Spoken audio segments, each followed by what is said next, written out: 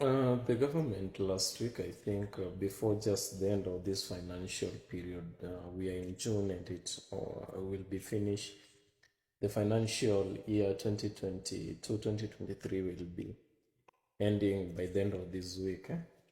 So the government borrowed 213 billion last week, and they borrowed it from the local bank. It was a local borrowing, yeah, 213 billion. So people are left wondering, where do all these banks, or which specific banks, so we don't know them, that they just have 213 billion that they can dish to the government whenever the government wants it.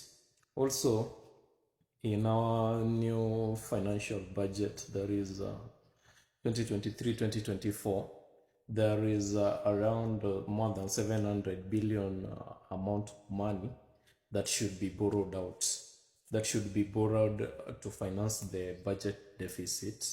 And the government has resorted to get around 500 plus billion from the banks, from the local banks, and the 200 plus they are going to get it from outside. So if you check this really well, the local banks really always give loans to government at a high interest rate.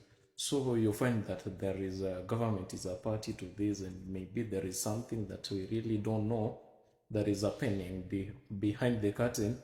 But this will really bring a lot of economic problem, because when all the banks and other money lending institutions always want to do business with the government, because with the government they are really guaranteed that they have to get their money back. So when they give, for example, the last week's loan was given at 16% interest rate, which is so high, yeah.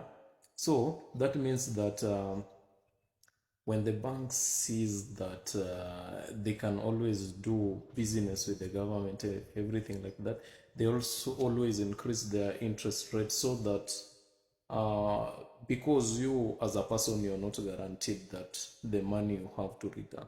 So if they're offering the interest rate to the government at 16%, then they will always want a way or two to discourage the local people to borrow, so that they can have available money to give the government.